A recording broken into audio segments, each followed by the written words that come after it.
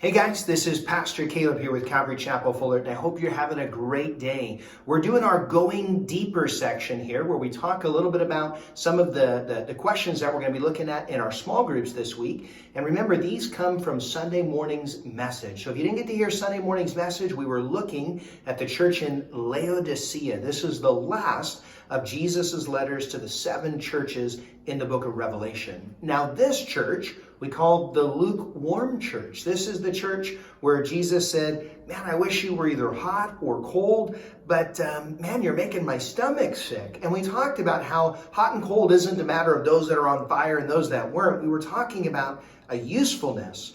And the key with our usefulness was about seeing Jesus for who he is and even seeing ourselves in the light of truth. And so I guess that brings us to our first question. We saw a testimony in Sunday morning's message. Justin Bieber actually was talking about a shift that he had in terms of his perspective of Jesus. And our first question that we want to discuss this week is kind of that. Have you ever had a time where your perspective of Jesus had to grow or develop, and maybe you ended up with a greater understanding? Realize, man, I didn't fully understand Jesus. I didn't fully understand the gospel. And if so, what was kind of the catalyst, for that shift? I know for me, when I got plugged into Calvary Fullerton, it was really a process of discipleship and hearing the gospel and being in a position where I was ready to really receive that truth.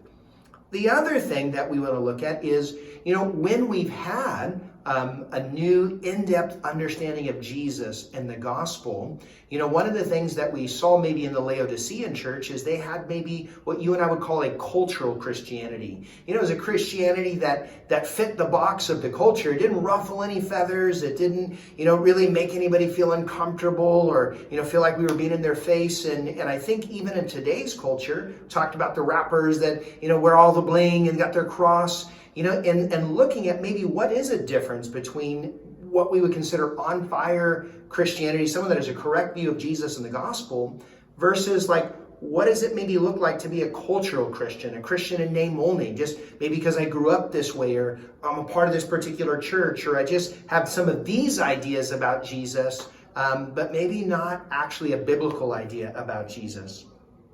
One of the things that I think some of us who've been a Christian a long time can attest to is that maybe we've been in a Laodicean season of our lives, and we know what it's like to kind of go into that lukewarm, I've got, everything seems fine on the outside. That's where he said, I'm rich, I don't need anything. But Jesus said, hey, man, you are actually poor and broken and impoverished. And we see that they were in a season where they just weren't really effective. They weren't really living out the Christian life. And I know I can tell stories about what's that like, what it was like to feel like that at times. And I'm sure some of you can share some stories of what that may be like. Maybe some of you haven't been in that season, but maybe you've experienced family or friends who have been there, and you know what it's like to watch, somebody who's in kind of a Laodicean, season of their Christian life.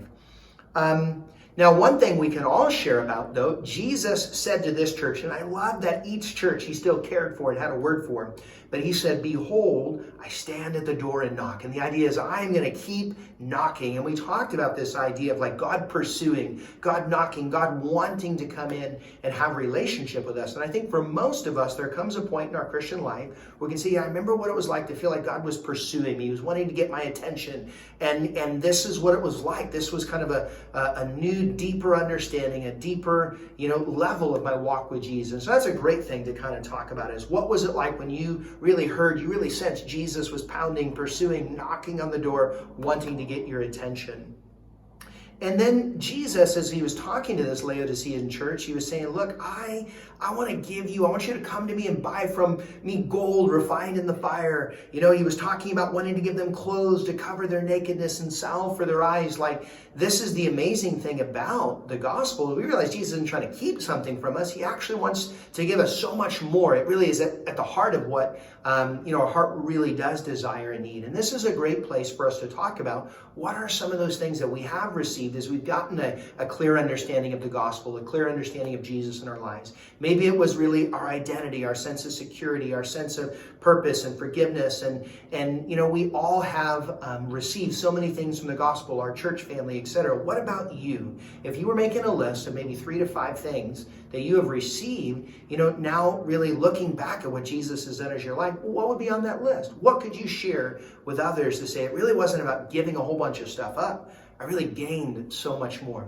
So I think these will be some wonderful questions as we get to know each other a little bit deeper, as we share some of these things that God has done in our lives, and even as we pray for some of our family and friends who might be in that season. Maybe they don't even realize, kind of like the Laodiceans, that they've got the wrong perspective of Jesus and the wrong perspective of themselves. All right, guys, we love you. We're praying for you. We're so excited to see what God is going to do in these next coming weeks and months. We'll see you soon. God bless.